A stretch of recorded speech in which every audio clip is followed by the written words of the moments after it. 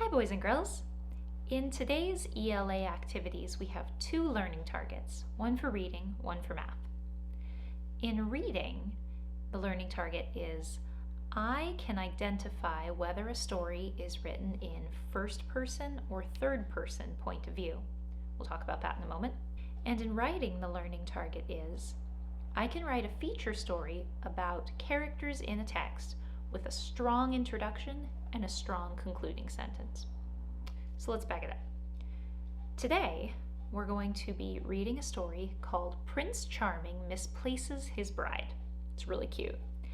And as you read the story, you're going to be keep enjoying the story, but keeping part of your brain thinking about whether this is first person or third person style narration. Let's take a look at a poster that will help you break down the difference between those two. And then we will talk about some vocabulary words and get ready to hear the story. After that, I'll show you what the writing assignment for this week will look like. Okay, so point of view is who is telling the story. The 2 points of view that you'll encounter most of the time are first person and third person point of view. First person point of view is when the narrator of the story is actually a character in the story.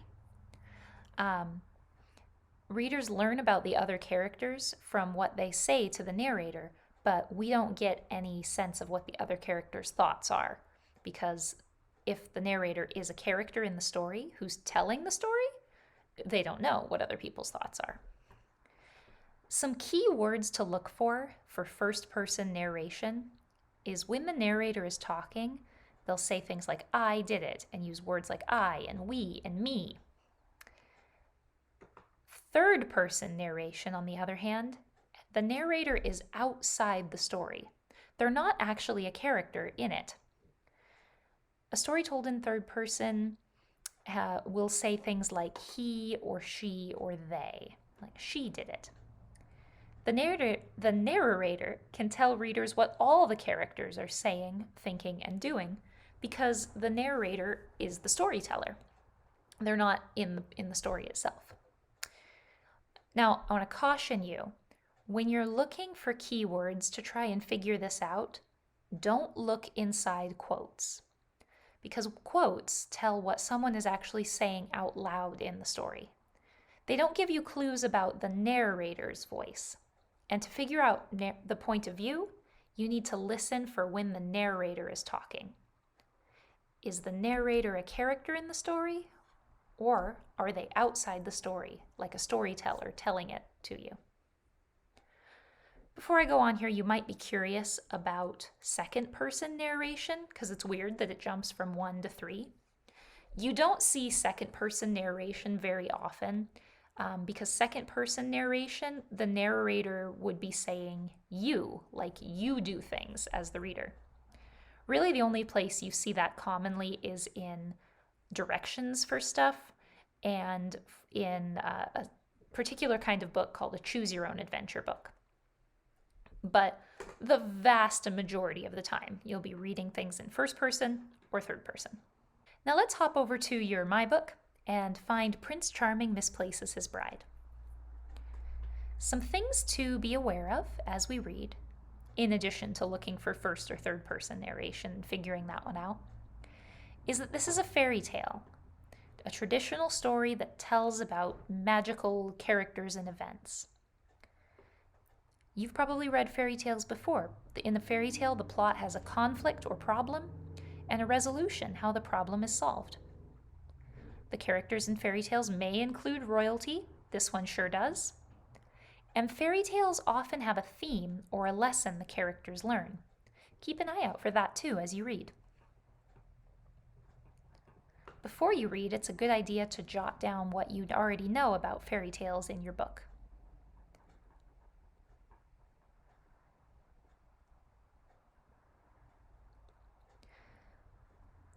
There are a lot of interesting vocabulary words in this story.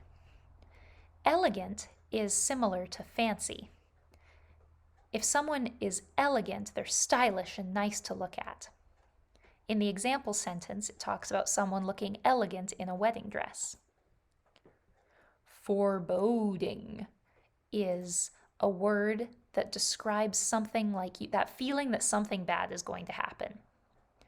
Like, there were foreboding dark clouds quickly rolling in from the west.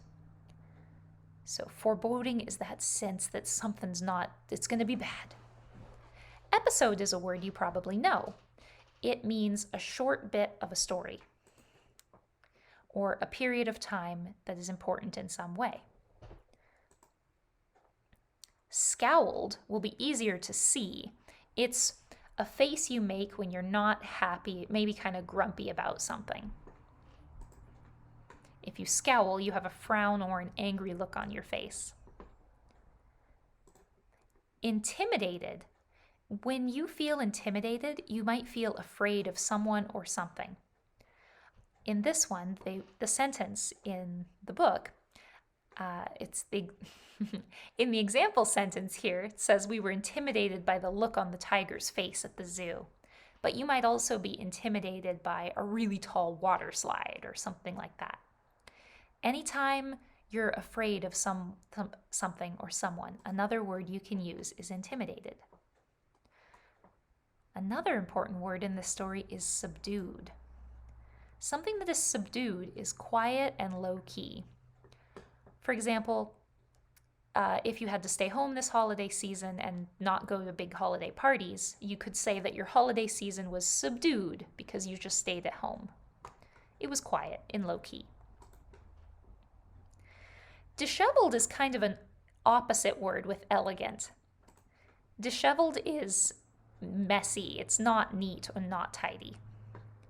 For example, if you walked home after school in the wind, you would look disheveled. Your hair would be all crazy from the wind. Rigid means stiff and doesn't bend very easily. So, rigid is the opposite of flexible or bendy. Two more. Feisty. Someone who's feisty is bold, energetic, and determined. It's someone like, here's the example. Elijah is a feisty soccer player who kicks every ball with the goal of scoring. And last one, sulked. If you were sulking, it means you were crabby because you were annoyed or disappointed about something. I would imagine that if you sulked in a corner, you might have scowled on your face. You might have that grumpy, frowny face while you go sit and fold your arms. Okay, that was a lot of vocabulary words. Next up, you'll want to pause the video and go read Prince Charming Misplaces His Bride. If you want to listen while you read, you can use the other video that has the recording of the story. After that, come back here and I will explain your writing assignment for today. All right, now let's change gears and talk about writing a feature story. So a feature story is not something you may have heard said often, but I bet you'd recognize it when you see it. In a magazine or a newspaper, a feature story is like one of the highlight stories. It's the reason why you'd buy the magazine or the newspaper. Feature stories are often called out like special headlines on a cover. So here's a cooking magazine I have. And you can see that there's the title here. But then you know that this is a magazine with feature stories about holiday help recipes. There's one about like different mashed potatoes. There's one over here about vegetables and other sort of snacks and things. So the feature stories are the focus stories for a magazine or a newspaper.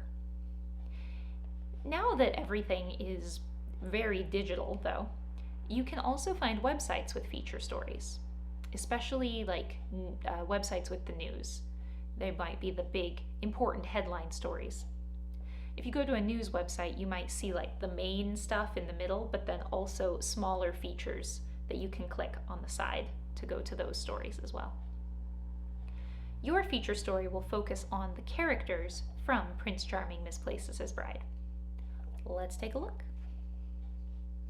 Okay, now that you've read Prince Charming Misplaces His Bride, Let's work on our feature story.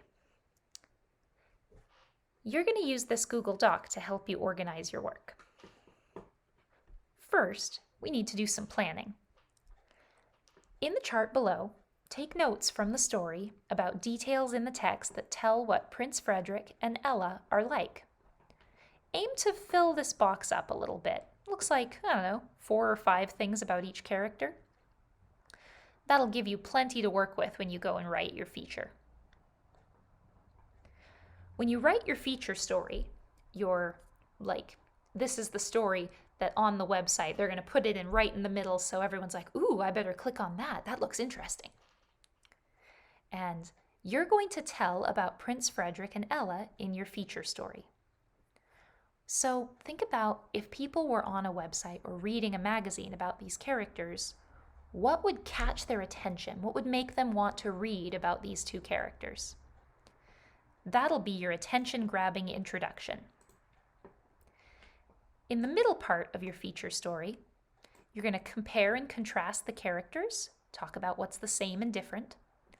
You're going to describe their actions in the story, and include descriptions and other details from the story. Think like if maybe you live in the kingdom and you're describing them like they're the famous people. You're going to end with a concluding sentence of some sort. What should we think about these characters now that you've done all that? And, as always, don't forget to use correct capitalization and punctuation. Since we're at the bottom of this page, you're going to start writing down here on the next page. As always, you can come to office hours if you need help working on this, and I'm happy to help you out. That's all for now. See you in the next video.